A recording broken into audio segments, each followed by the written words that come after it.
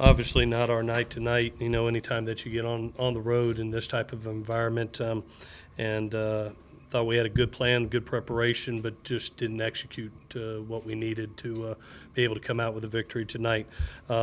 Limited run game forced us to throw the ball, and I commend JT and the receivers for what they were able to accomplish tonight. Defensively, I did not feel we gave the best field position to our defense, and had a blocked field goal for a touchdown, which non-offensive touchdowns are not very good, as well as we need some improved punting to establish better field position for the defense. Thought we gave them a bad hand tonight. I commend Christian and that D-line for how they played. They had a lot of snaps and on the short field at times, and were able to do what they must to be able to try to keep us in the game. From an injury standpoint, we had Andrew Voorhees with a knee MCL. We had Chase McGrath, which we fear has a torn ACL. We will MRI it as soon as possible and see where that's at. Malik Jordan had a thigh contusion and said Ware had a knee.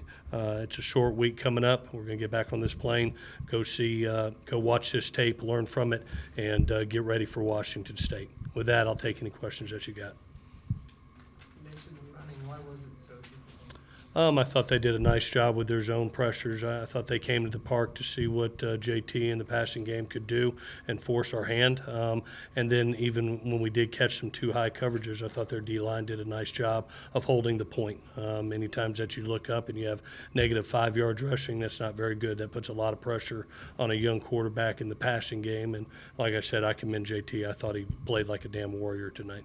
What's the most frustrating part about how much that game changed from the first quarter to the end? I thought we came out with the plan that we wanted, which was which was balanced. It was more balanced than it had to be in the second half once we got down. And I thought the ball was moving. We finished the first two drives in the red zone, which was great. We missed the 4th and 1 on a communication error, and to be honest with you, and which led to a missed assignment and one more player than we could block. For us, we just got to execute better, in my opinion, overall, in all three phases. We talked about it in there. It's going to be all of us doing it together, coaches, players, as a family, as a brotherhood, and we can't feel sorry for ourselves right now. We got a conference game coming up, and it's a very important one for us on a Friday night. So we got to get back home, watch this tape, and get going tomorrow. Clay, given how much time you guys invest in special teams and practice, how frustrating is it to see all this right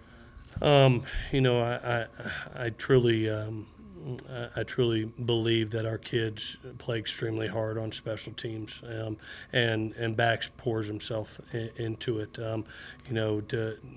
In that third quarter with the field goal, that was probably the most disappointing because you're getting ready to cut it to a one-score game, and then all of a sudden it gets out of hand with a block for a touchdown. We'll come back. We'll look at the tape.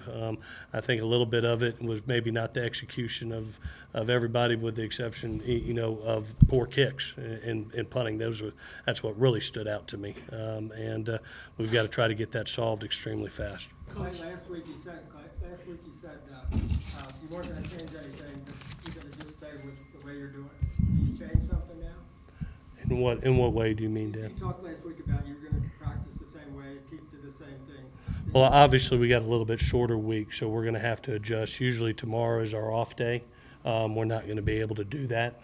We're going to come right back in, watch this tape, and start the game plan for Washington State. We got a little bit of a jump start on it, but we'll implement that tomorrow, and then we've got to treat Monday like a Tuesday.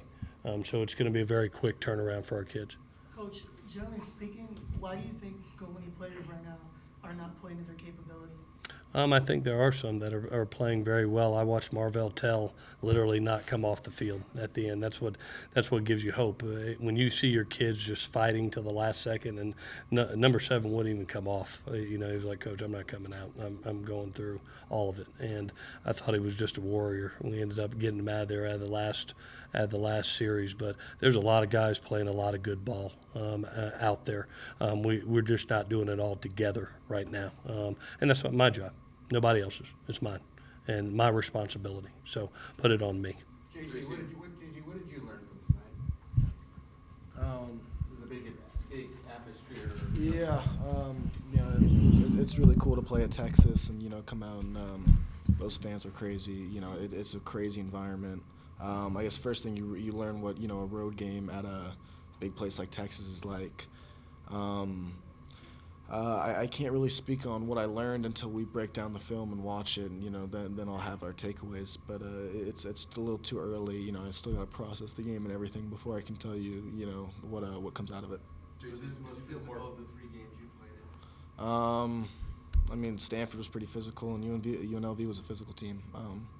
It's college ball. Everybody's physical. Everybody's good. There's nobody that's just like shouldn't be here anymore. Everybody that's in college football is on an athletic scholarship to be there. Did you feel more comfortable with the receivers today? Yeah, I think and I've said it before. I've practiced with Tyler and Pitt and Valus and Petit and every receiver on this team with the exception of one for 6 weeks, 5 weeks. I've practiced with Amon for 7 years. Obviously I'm going to have a little better connection with Amon right off the bat, but I think that's no longer an excuse, and I think we're starting to connect a lot better than we have been. Any of their schemes cross you up that you We broke it down in film. Coaches did an excellent job. I was well prepared for this game. What do you think you could establish a run game tonight? Like I said, I thought they did a nice job with their zone pressures, their run pressures, as well as their defensive front. Give them credit. I thought they played well in the defensive front tonight, and I'll give you a better answer once I get to watch the tape. But I thought they came to the park tonight to see how the quarterback would play, and I literally watched the guy grow up before my eyes.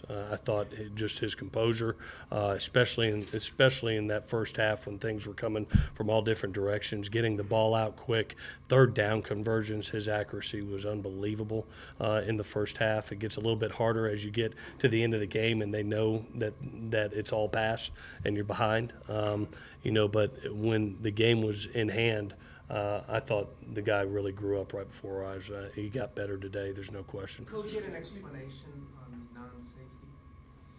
non-safety? They said the ball was outside the plane.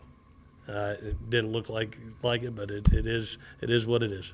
Christian, the defense was out there a lot today, and you guys have a short week. How does that make it bouncing back for you guys? Yeah, it makes it tough. We'll rest the next 24 hours. Get this out of our heads and then prepare. I have a lot of respect for those guys on defense, and I'll go to war with them. Any day of the week, and I'm really proud of the way they fought tonight, and we'll prepare for next week and any other challenge. Play as a time change for special teams. Change how?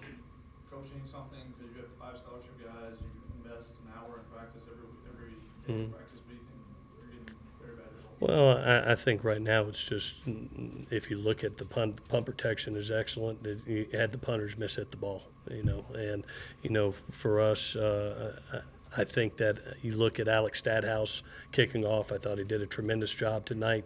I'm sick to my stomach about Chase McGrath and that opportunity that we had there. But right now, in my personal opinion, it's the punter. We decided that we were going to go into the game and be aggressive on punt block and missed a couple opportunities there. Talanoa had it dead to rights and just got right up underneath them. But John Baxter's as good a special teams coach as I've ever met, and he does a tremendous job. We'll get the kickers better. One last one. Does there need to be a focus on reducing penalties in practice this week? We had 99 yards worth of penalties, so that was something that set us back, definitely. Well, I think one of the things you got to go back and look at the tape. Obviously, some of them were holding calls. Some of them were, all of a sudden you got Porter, coming in, and Porter plays hard, and all of a sudden he gets the targeting foul. That's 15 yards. They're everywhere. I think we all took turns, offensive, defense, and special teams. So we'll look at it and get it cleaned up and get ready for Washington State. Thank you, guys. All right, thank you.